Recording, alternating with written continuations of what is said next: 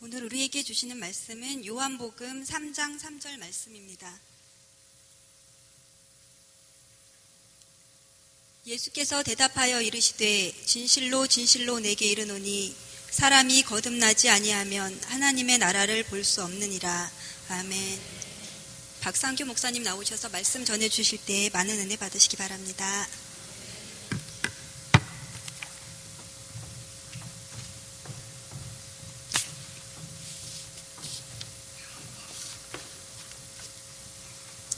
할렐루야.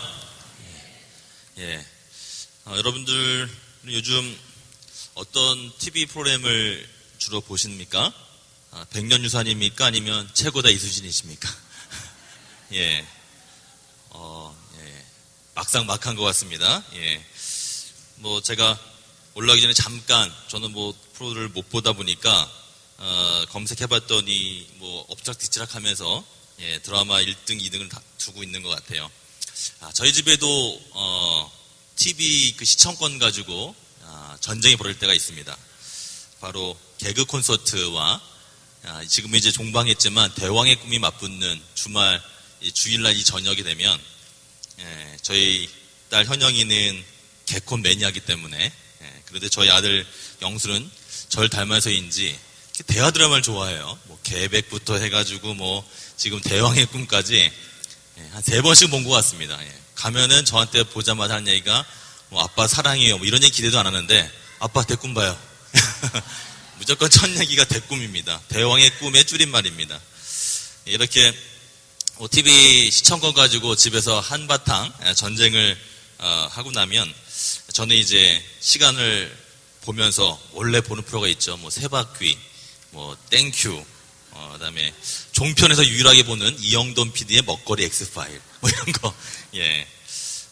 최근에 인간의 조건 이런 프로 같은 게 공영방송 개념으로 해서 어떤 공공의 이런 물 사용 같은 거 있죠. 물을 우리가 참 많이 쓴다고 합니다. 우리나라 사람들이 보통 20리터 전 세계적으로 20리터의 어떤 권장인데 우리나라 사람은 한 350리터 정도 쓴다고 그러죠. 그러니까 물 부족 국가인 우리나라에서 이런 프로그램을 통해서 예능 프로인데 또 이렇게 좀 공공의 성격을 가진 프로들 여러분들 백년의 유산도 좋고 최고 이수신도 좋지만 보시면 어떨까 싶은 생각을 했습니다. 제가 이렇게 시작부터 장황하게 또 TV 얘기를 하느냐, 제가 그 불후의 명곡이라는 프로를 가끔 보는데 볼 때마다 되게 감동스럽고 또 음악을 좋아하다 보니까 합니다.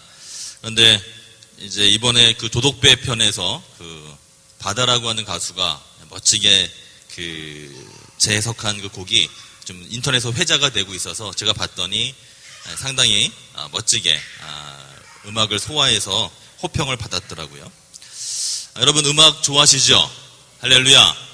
최고의 음악은 찬양인 줄 믿습니다. 아멘. 오늘 오이배 찬양에도 얼마나 신나고 멋있든지요. 군인들 다 좋아하는 실로암 찬양부터 해서 또 오늘 우리 특별 찬양까지 너무너무 멋있고 감사했습니다. 영국에서 한번 이런 일이 있었습니다. 저희 교재에 나오는 이야기인데요. 귀족들 파티가 있었는데 아랫다운 여인이 귀족들 앞에서 특성으로 찬양을 열심히 불렀습니다. 감정을 잘 살려서 디바 바다양처럼 멋지게 찬양을 한 것이죠.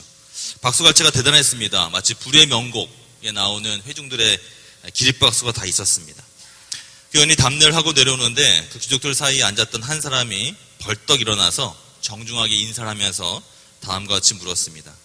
당신의 찬양을 잘 들었습니다만 그 찬양은 그대 혼자 부른 겁니까? 아니면 하나님과 함께 부른 노래입니까? 라고 이렇게 물었습니다. 즉 이 질문의 요지는 뭐였냐면 당신은 거듭난 크리스찬입니까? 라고 하는 질문이었습니다. 당신이 부른 찬송은 사람들에게 어떤 그런 감동을 줄 수는 있지만 과연 하나님께는 어떤 감동을 주고 있습니까? 라고 하는 질문이 되겠죠. 이런 냉정한 지적에 방금 전까지 즐거워했던 그 가수의 얼굴이 변했습니다. 이것을 본 노신사는 말을 이어갔습니다. 당신에게 충격을 준 것은 대단히 미안하고 예의에 벗어난 줄 알지만 용서하시오. 그러나 당신의 영혼이 매우 불쌍하기 때문에 드린 말씀입니다. 이 여인은 그 이야기를 듣고 밤새도록 잠을 이룰 수가 없었습니다. 속이 상해서 눈물도 났습니다. 눈만 감으면 그 사나이 얼굴이 눈앞에 아른거렸습니다. 그가 그렇게 부끄러움과 충격을 당하기는 처음이었던 것 같습니다. 밤새 기도하고 또 기도했는데도 뭔가 해결되지 않은 영혼의 갈증을 느끼게 되었습니다. 괴로움 속에서 뒤척이던 그날 밤, 그 여인은 하나님의 사랑을 발견하기에 이르게 되었습니다. 잠자리를 박차고 일어나서 영적인 그런 감각을 가지고 글을 쓰기 시작했고, 그가 낯선 사나이로부터 창피를 받았기 때문이었지만, 그러나 겸허한 마음으로 그것을 수용하고 곡을 쓰고 또 만들고 해서 이제 되어진 곡이 우리 찬송가 282장 큰 죄에 빠진 날 위에라고 하는 곡이 탄생하게 되었고요. 예, 거기 보게 되면 브랜드 버리라고 하는 그런 작곡가의 실제 이야기가 오늘 교재에 이렇게 나타나 있습니다. 멋진 찬양, 우리가 볼 때는 감동적인 그런 찬양인데 과연 하나님과 어떤 관계가 있는 찬양인가? 과연 영적으로 거듭난 사람이 부르는 찬양인가? 그와 같은 작곡자가 작곡한 곡인가? 당신은 구원의 확신이 있습니까? 거듭난의 확신이 있습니까? 라고 질문을 던지며 오늘 과를 시작합니다. 여러분, 영적으로 거듭난다는 것 너무나 중요합니다. 할렐루야. 구원받은 하나님의 백성이십니까? 아멘. 예, 그렇다면 우리가 거듭난다는 것은 무엇인지, 그 찬양의 의미는 또 무엇인지, 또 거듭난 우리 크리스찬들이 그러면 어떤 증거를 갖고 살아갈 수 있는지 오늘 말씀을 통해서 함께 확인해 보도록 하겠습니다. PPT를 좀 같이 틀어주시고요. 첫 번째, 새 생명을 이제 심는 일이 바로 영적으로 거듭난다는 것입니다. 오늘 본문 말씀 요한복음 3장 3절 다 함께 읽어볼까요? 3절과 4절 있습니다. 시작.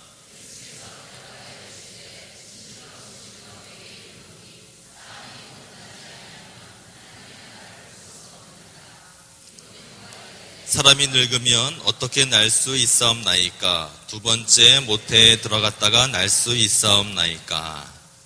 아멘.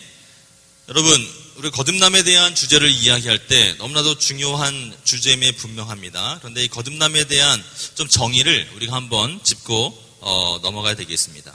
니고데모의 질문을 알 수 있다시피, 그러면 선생이요, 우리 거듭난다고 했을 때에 다 큰 우리들이 다시 어머니의 모태에 들어갔다 나온다는 이야기입니까? 라고 하는 질문을 이 의미를 모르면 할 수 있다는 것이죠. 거기에 대해서 우리가 세 가지 거듭남에 대한 이야기를 또 정의를 이렇게 살펴봐야 합니다. 첫 번째, 거듭남은 사람의 마음속에서 이루어지는 것이다. 여러분 인정하십니까? 믿으십니까? 우리의 마음속에서 이루어지는 것입니다. 거듭난다는 것은 공간적으로는 위에서, 그리고 하나님께로부터 이루어지는 것이고요. 시간적으로는 다시 시작하는 것이죠. 새롭게 태어나는 것을 말합니다. 육체적으로 다시 우리가 어머니 뱃속에 들었다 나오는 것이 아니라 시간적으로는 다시 새로워진다는 것이죠. 거듭남은 하나님의 구원의 시작으로 새 생명을 심는 일임을 고백하게 되기를 간절히 부탁드립니다. 여러분, 거듭남은 다시 난다라고 하는 중생의 뜻입니다. 새로 난다라고 하는 신생이라는 의미가 같이 복합적으로 있다는 것입니다. 그래서 세 가지 정의가 가능한데요. 우리 함께 읽어보겠습니다. 1번 시작. 사람이 늙은 후 다시 모태에 들어갔다가 나오는 물리적인 현상이 아님. 두 번째, 하나님의 자녀로 바뀌는 영적 부활을 말합니다. 마지막 세 번째, 거듭남은 하나님의 구원의 시작입니다. 할렐루야. 중생과 신생이라고 하는 두 가지면 같이 있다는 것입니다. 그래서 이것을 우리가 영적으로 잘 알고 깨달을 때 거듭남에 대한 부분들이 체험이 가능한 것이죠. 그래서 거듭남에 대한 정의가 분명하지 않으면 이와 같은 니고데모의 질문들이 나올 수 있다는 것입니다. 우리가 교회학교 때부터 참 그런 질문들 할 때 선생님들이 어렵다는 얘기를 많이 합니다. 뭐냐면 학생들이 물어올 때 선생님 거듭남이 뭐예요? 물어보게 되면 딱히 이렇게 설명을 못하는 거죠. 그래서 이 아이들에게도 이런 질문이 왔을 때에 거듭남이라는 단어에 대해서도 우리가 제대로 된 정의를 알려주고, 또 더 중요한 거는 내가 경험한 거듭남의 체험, 할렐루야, 내가 경험한 그 하나님의 사랑을 알려주고 이야기해 줄 때에 그것이 완성된다고 생각이 되어집니다. 그래서 거듭남에 대한 정의와 함께 그 체험이 잘 전달되기를 주님으로 축복합니다. 두 번째, 거듭남에 대해서 이야기를 해볼 때요, 거듭남은 생명의 씨를 심는 것이다 갈라디아서 4장 6절 말씀 읽습니다. 시작.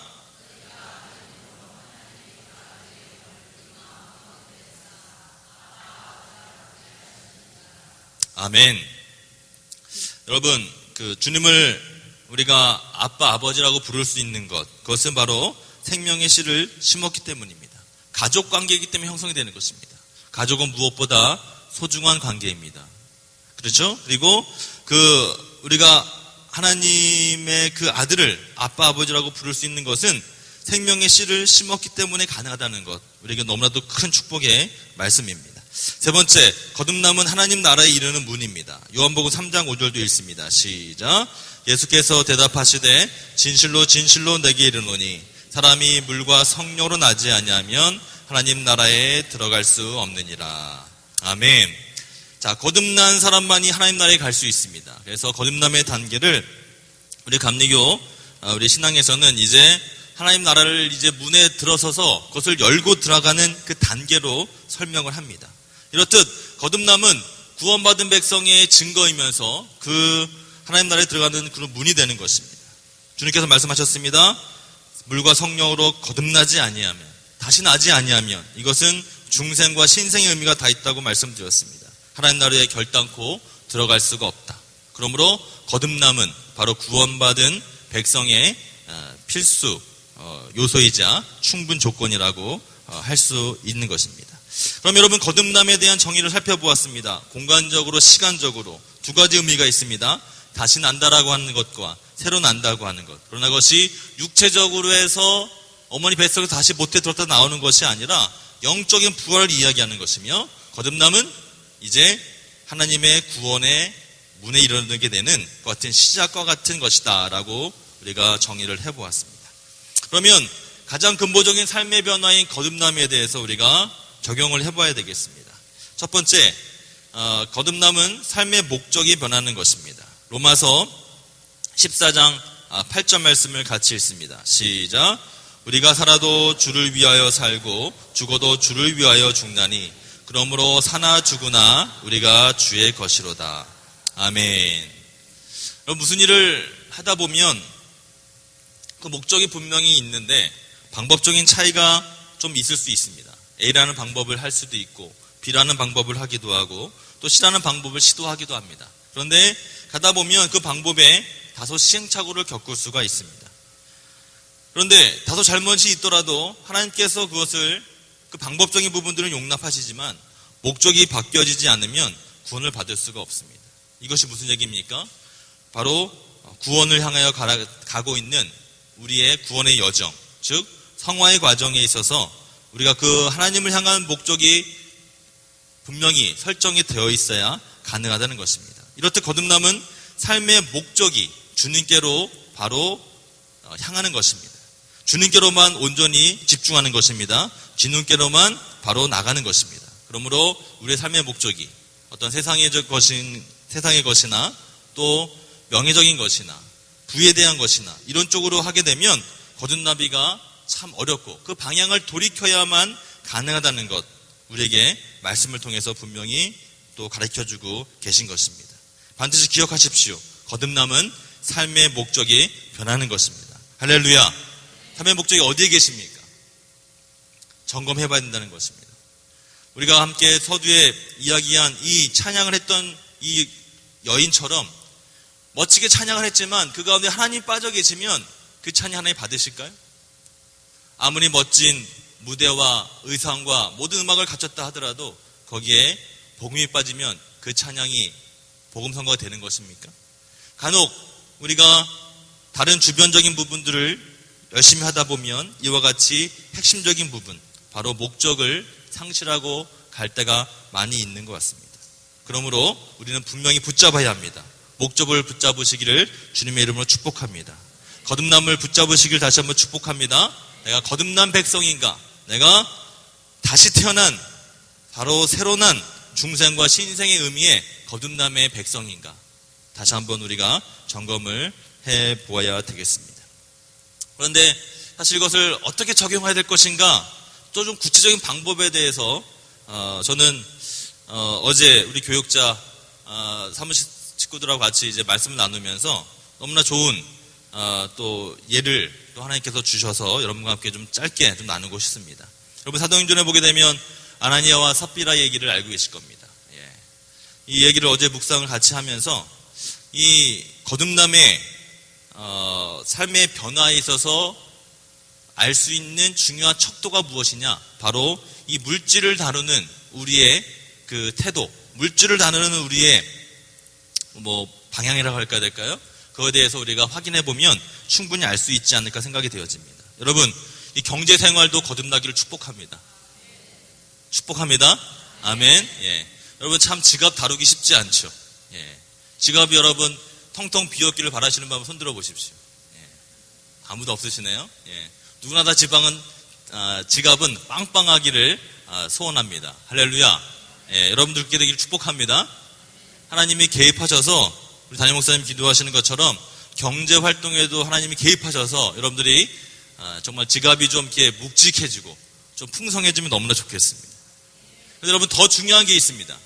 어떻게 소비하느냐, 내 지갑이 어떻게 열려지느냐, 여기에 따라서 저는 이 경제의 거듭남이 판가름된다 생각이 되어집니다.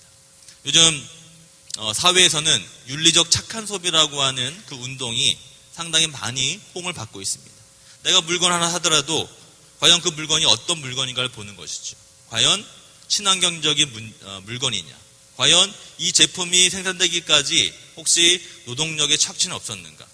가장 유명했던 게 여러분 기억하십니까? 우리 월드컵 한참 이제 했을 때에 그 축구공을 만들기 위해서 제3세계의 학교도 가지 못하는 그 어린아이들이 그 정말 조막손을 가지고 그 축구공 한 뼘 한 뼘을 밤을 새워서 축구공을 만들어도 하루에 1달러도 안 되는 금액 가지고 먹고 사는 그런 아이들의 노동력 착취.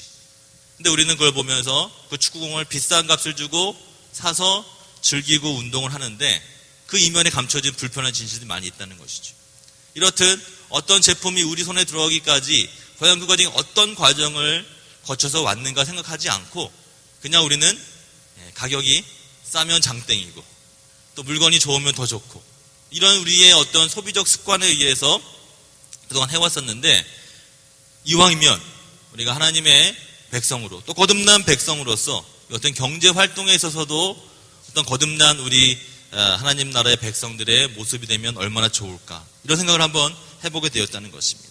아나니아와 삽비라의 그 이야기가 주는 교훈이 무엇이었습니까? 바로 경제적 관점에서 그 물질을 바라보는 것이 아니라 하나님을 바라보지 아니하면 큰 징벌을 받을 수 있다. 그리고 하나님 나라의 경제를 우리가 내 마음대로 해석했을 때에 하나님 나라에 큰 재앙이 올 수 있다라고 하는 것을 알려주는 것 아니겠습니까? 사랑하는 성도 여러분, 우리가 물질로도 거듭나기를 다시 한번 간절히 축복합니다. 여러분들이 열심히 노동의 대가로 버신 그 재화를 가지고 내가 내 마음대로 쓰면 되지 라고 하는 생각을 하실 수도 있겠지만 보다 성숙된 또 거듭난 하나님의 백성으로서 내가 내 지갑을 다루는 데 있어서도 물질을 다루는 데 있어서도 하나님의 편에서 하나님의 경제 정의에 의해서 그것을 바라볼 수 있다면 얼마나 좋을까. 그리고 그것이 바로 중요한 척도가 되는 것이다라고 강력히 말씀을 드립니다. 거기에 대한 예는 제가 이따가 다시 한번 좀 언급을 드리도록 하겠습니다. 자, 두 번째, 근본적인 삶의 변화에 있어서 목적은 곧바로 바뀔 수 있다라고 여러분들에게 이 교제를 통해서 말씀을 드립니다. 여호수아 24장 15절 말씀도 한번 읽어보겠습니다. 시작.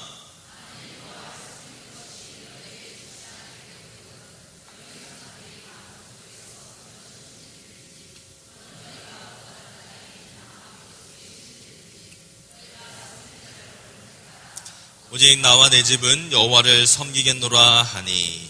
아멘. 에베소 4장 23절도 함께 했습니다. 시작. 오직 너희의 심령이 새롭게 되어. 할렐루야.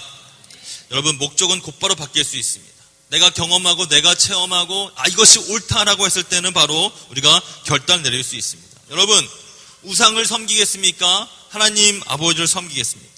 오직 나와 내 집은 여호와를 섬기겠노라 라고 하는 이 강력한 말씀 앞에 무엇을 우리가 망설이겠습니까? 여러분, 결단하십시오. 여러분, 곧바로 바꿀 수 있습니다. 목적은 그렇듯 강력한 힘을 갖고 있습니다. 근데 내 마음대로 내 의지대로 되는 것이 아니지요.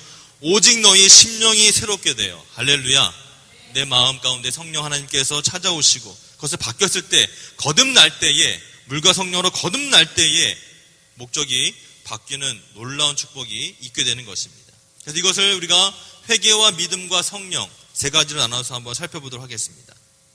화면 주시고요. 자, 회개는 구원에 이르는 회개입니다. 주께로 돌아오는 이례적인 회심입니다. 성화를 위한 회개는 삶에서 계속되는 죄의 고백입니다. 여러분, 성화는 한번 말씀을 드렸죠. 계속해서 변하는 것입니다. 언제까지요? 예수 그리스도와 같이 우리가 완전에 이를 때까지 우리는 끊임없이 성화의 과정을 가는 것입니다. 내가 한번 실패했다고 좌절하는 것이 아니라 A라는 방법이 틀렸으면 B라는 방법을 택하면 되고요. C라는 방법을 우리가 시행착오를 통해서 경험하면 됩니다. 끝없이 우리가 반복하지만 나아가는 것이죠. 어떻게 해요? 성화의 과정을 통해서. 그래서 우리가 끊임없이 새로워지고 가는 것 아니겠습니까? 근데 여기서 우리가 힘든 것은 좌절하고 낭망하고 넘어져서 너무나도 아프고 힘들고 포기하고 싶을 때, 그럴 때 우리가 기도와 강구로 주님을 붙잡아야 할 줄로 믿습니다. 믿음이 필요한 것입니다. 구원에 이르는 믿음은 신앙 고백이 믿음입니다. 그래서 여러분, 어떤 믿음이 가장 강력합니까? 여러분, 닮고 싶은 믿음이 무엇입니까? 여러 유형이 있겠지만 저는 체험이 있는 믿음. 할렐루야. 내가 체험한 믿음. 내가 주님을 만났으면, 내가 그 강력한 체험이 있으면 아무리 어려운 시련이 있다 할지라도 여러분 극복할 수가 있습니다. 아무리 힘들고 어려워도 그걸 극복할 수가 있어요. 왜요? 내가 경험했기 때문에. 참 안타까운 신앙 중에 하나가 무엇입니까? 남이 그렇게 했으니까 나도 그렇게 될 것이다 라고 하는 믿음.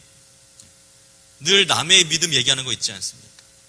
A라는 사람이 그렇게 믿었대. A라는 사람이 그렇게 사랑을 받았대. B라고 하는 사람이 이렇게 신앙생활하니까 잘 먹고 잘 산대. 늘 남의 신앙, 남의 이야기만 하는 신앙치고 그렇게 신앙 고백적인 믿음을 보지 못했습니다. 이왕이면 여러분이 체험하시기 바랍니다.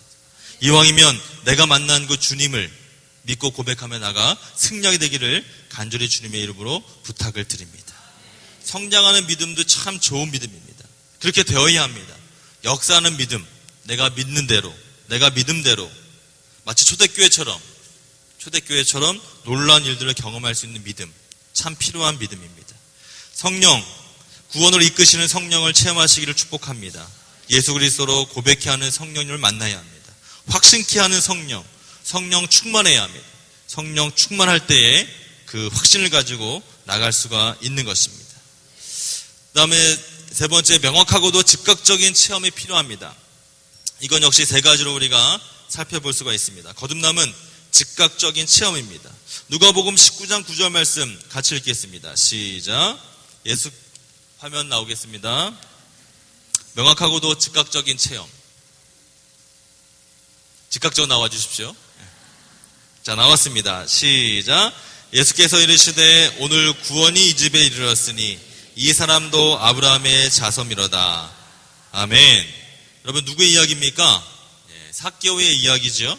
여러분, 삭개오가 주님 만났을 때 머뭇거리지 않았습니다. 바로 즉각적으로 주님을 영접하고 그 집에 모시고 가서 내가 내 소유의 절반을 팔아서 어떻게 해요?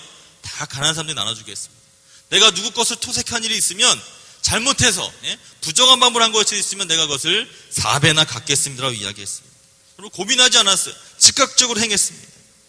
저는 또 이걸 보면서 이런 생각을 해보게 됩니다.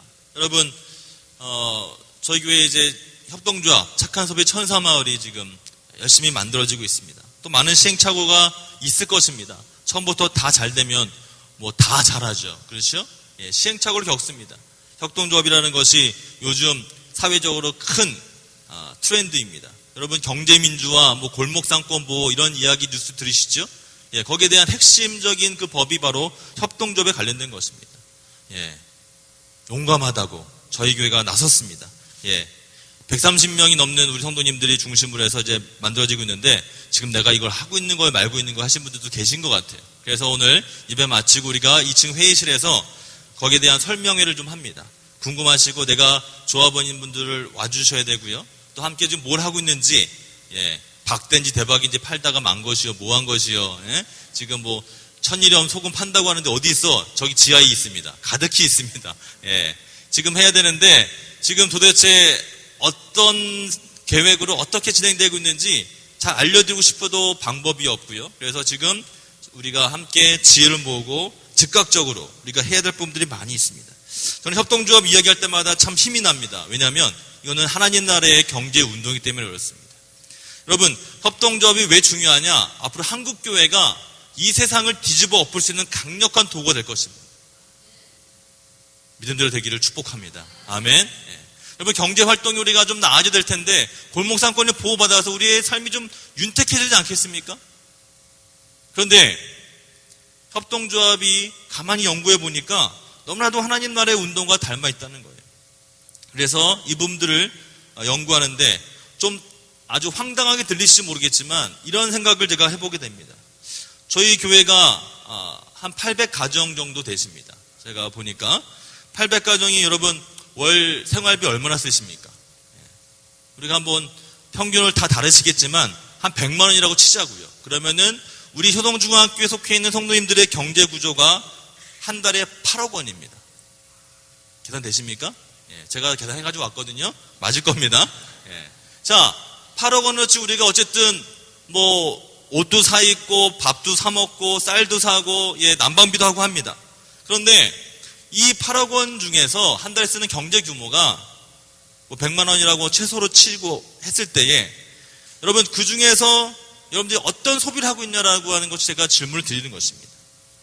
즉, 이 중에서 우리들이 약 10% 정도만 정말 윤리적 착한 소비 운동에 동참하게 된다면 우리 교회 이 교회를 통해서도 한 달에 한 8천만 원 정도의 그런 윤리적 착한 소비가 가능하게 되고 그것은 이 지역의 여러 가지 일자리 창출이라든지 또 사회공헌 활동에 쓰여질 수 있는 그런 밑거름이 충분히 될 수 있는 저력을 우리 교회가 이미 교회인 여러분들과 우리가 이미 갖고 있다는 것을 증명할 수 있다는 것입니다. 이와 같이 협동조합은 또 사회적 기업 말기업은 이런 부분들은 우리가 경제 정의의 확립에 있어서 또 우리들이 실천할 수 있는 착한 교회가 지향하고 있는 중요한 방법 중에 중요한 요소가 되기 때문에 여러분들 어렵지만 힘들지만 우리가 해나가야 될 중요한 숙제가 되는 것이고 더 나아가서 우리들이 삶에 있어서 한 가지씩 우리 셀을 통해서 또 속회를 통해서 그리고 선교회를 통해서 우리들이 한 가지 해야 할 일들을 한번 만들어 봐야 하지 않겠는가. 즉각적으로 우리가 삭개오처럼 체험하고 경험이 있을 때 믿음이 있을 때 순종하고 나갈 수 있는 우리 성중학교의 모든 성도님 되시기를 주님의 이름으로 부탁을 드립니다. 여러분 우리가 할 수 있습니다. 그리고 그것을 하기 위해서 열심히 노력해야 합니다. 예배 마치시고 2층 회의실로 모여주십시오. 자, 거듭남은 일회적인 체험입니다. 요한복음 13장 10절의 말씀해 보니까 예수께서 이르시되 이미 목욕한 자는 발밖에 씻을 필요가 없느니라 온몸이 깨끗하니라 너희가 깨끗하나 다는 아니니라 하시니 라고 말씀하셨습니다. 여러분 거듭남은 일회적인 체험입니다. 그런데 세 종류의 여러분 출생이 사실이 있어요. 이걸 우리가 이제 마지막으로 정리하면서 말씀을 드립니다. 첫 번째 출생은 육체적인 탄생, 두 번째 출생은 영적인 거듭남, 세 번째 출생은 죽음, 새 생명의 문, 이제 영원한 생명으로 가는 단계입니다. 여러분 잘 아셨습니까? 출생이 세 가지가 있습니다. 여기에 대한 것들 우리가 잘 알아야 된다는 것이죠. 어떤 사람은 육체적인 탄생으로 끝납니다. 그 다음에는 그냥 죽음을 이뤄서 저 지옥으로 가는 인생도 있다는 것이죠. 우리가 두 번째 출생을 알아야 합니다. 영적인 거듭남이 있어야 됩니다. 마지막 세 번째 출생은 바로 죽음, 생명의 문에 이르게 됩니다. 그래서 우리가 거듭난 사람이라는 것을 알 수 있는 것은 무엇이냐? 출생과 죽음에 대한 정의가 분명한 사람은 거듭난 사람입니다. 여러분 잘 들어보십시오. 한 번 태어나면 두 번 죽고 두 번 태어나면 한 번 죽는다. 좀 헷갈리십니까? 다시 한 번요. 이게 잘 이해되셔야지 거듭난 분이신데, 자, 한 번 태어나면 두 번 죽고 두 번 태어나면 한 번 죽는다. 할렐루야. 바로 이 세 번째 죽음, 출생이라고 말씀드린 죽음이 여러분 죽는 게 아니잖아요. 영원한 생명으로 가는 것입니다. 그러므로 우리가 영적으로 거듭난 사람은 바로 태어났지만 한 번 더 태어나게 되고 죽음은 육체적인 죽음밖에 없다는 것입니다. 영원한 문에 우리가 이르게 되는 것입니다. 거듭남은 여러분 명확한 체험입니다. 에베소서 2장 3절 5절 말씀을 제가 빠르게 읽어드리겠습니다. 전에는 우리도 다 그 가운데서 우리 육체의 욕심을 따라 지내며 육체와 마음에 원하는 것을 하여 다른 이들과 같이 본질상 진노의 자녀이었더니 긍휼이 풍성하신 하나님이 우리를 사랑하신 그 사랑을 인하여 허물로 죽은 우리를 그리스도와 함께 살리셨고 너희는 은혜로 구원을 받을 것이라. 사랑하는 성도 여러분, 최초의 출생은 우리에게 육체적인 생명을 부여하는데 거듭난 출생의 의미는 영적 생명을 가져오게 됩니다. 마지막 PPT 잘 보십시오. 최초의 출생은 무의식적이고 나의 의지와 관련 없이 태어나게 되었으나 거듭남은 나의 의식적인 의지의 결단에 의해서이며 육체적인 생명의 출생은 결국 죽음으로 그치나 거듭난 영적 생명은 영원한 것입니다. 사랑하는 여러분, 거듭난 하나님의 백성으로서 이제 우리가 육체적인 그 의미를 더 뛰어넘어서 영적인 생명 그리고 나의 의식적인 의지의 결단이 함께 가해짐으로 말미암아 죽음이 모든 것이 끝나는 죽음이 아니라 새로운 영원한 생명의 출발임을 다 믿고 고백할 수 있는 우리 모든 성도님들 되시기를 간절히 주님의 이름으로 부탁을 드립니다. 기도하겠습니다. 우리 이 시간에 함께 기도하고 찬양하기 원하는데요. 여러분, 거듭남에 대한 너무나 중요한 주제를 함께 우리가 말씀 나눴습니다. 여러분, 정의를 잘 한번 가지십시오. 그리고 적용을 한번 해보십시오. 영적인 정의로부터 또 경제적인 정의에 이르기까지 여러분에게 적용이 필요합니다. 여러분, 우리가 기도될 줄로 믿습니다. 하나님, 내가 거듭난 하나님의 백성 되게 하여 주옵소서. 확신을 갖게 하여 주옵소서. 믿음을 갖게 하여 주옵소서. 이 말씀 붙잡고 승리하게 하여 주시옵소서. 우리의 피난처가 되시는 우리 주님께 우리 다 함께 한번 합심해서 1분 동안 합심해 기도합니다. 주여 감사합니다. 하나님, 오늘 우리가 오후 시간에 하나님 우리에게 주신 말씀을 붙잡고 기도합니다. 하나님, 내가 거듭난 백성임을 다시 한번 깨닫게 하여 주옵소서. 영적 거듭난 백성을 깨닫게 하여 주옵소서. 하나님, 내가 함께 기도하며 주님 앞에 간절히 구할 때에 내가 한 번 태어나면 2번 죽지만 2번 태어나면 한 번 죽는다고 하는 이 영적인 진리를 다시 한번 깨닫게 하여 주옵소서. 주님, 내 삶에 있어서 개입하여 주옵소서. 주님, 개입하여 주시옵소서. 주님, 함께 하실 때 주님, 내 삶에 새로운 변화가 있게 하여 주옵소서. 그 영적인 거듭남이 되길 소원합니다. 영적인 변화가 되길 소원합니다. 하나님, 함께 하셔서 하나님, 나의 거듭남의 체험이 있게 하여 주시옵시고 명확하고도 확실한 체험 가운데 놀라운 변화가 되게 하여 주옵소서. 영적으로 건너다는 것은 그냥 하나의 선언을 그치는 것이 아니게 되길 소원합니다. 내 삶의 변화가 되셔서 우리 목적이 주님께로만 향해지게 하여 주시옵시고 그것이 한 가지 한 가지 삶을 통해서 하나님 것이 적용되어지게 하여 주시옵소서. 적용되게 하여 주시옵소서. 주님 감사합니다. 주님 감사합니다. 사랑합니다 내 아버지, 찬양합니다 내 온 마음 다하여 선포합니다 예수 그리스도 주님 오심을 기다리며 다 함께 찬양합니다. 사랑합니다 사랑합니다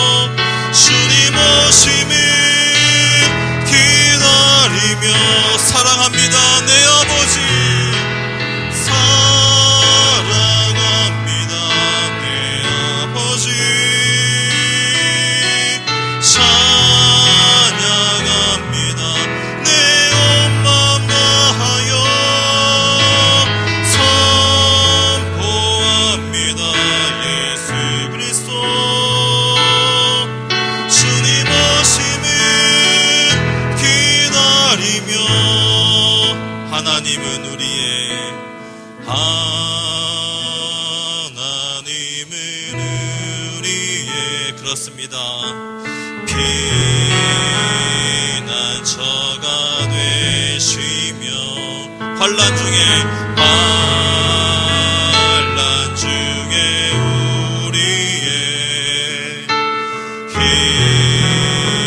힘과 도움이시 하나님은 우리의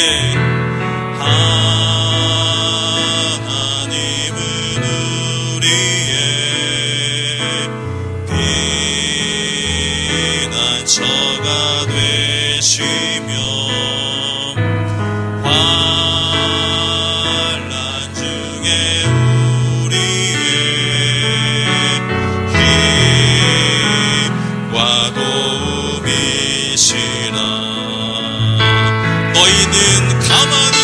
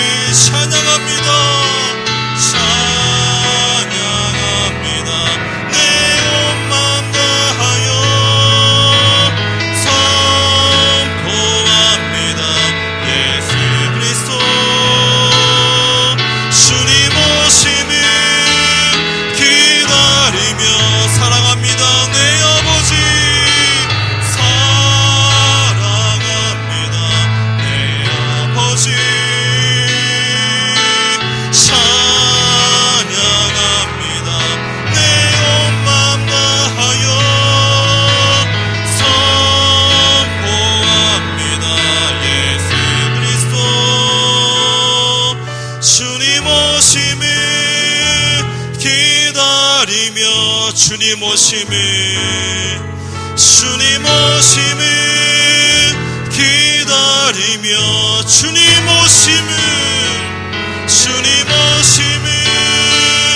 기다리며. 사랑합니다 주님, 찬양합니다 주님. 주님이 없는 찬양을 할 수가 없습니다. 복음이 없는 찬양을 할 수가 없습니다. 우리의 삶이 복음이 있는 주님 있는 찬양 되게 하여 주옵소서. 거듭난 찬양이 되기를 소원합니다. 거듭난 하나님의 백성이 되어져서 우리가 삶에서 무엇을 하며 살든지, 어떤 물건을 사든지, 어떤 조직에서 누구를 만나든지 좀 향내를 드러낼 수 있는 우리 모두가 되게 하여 주옵소서. 주님 사랑합니다. 주님 감사합니다. 모든 말씀을 예수님 이름으로 기도합니다. 아멘.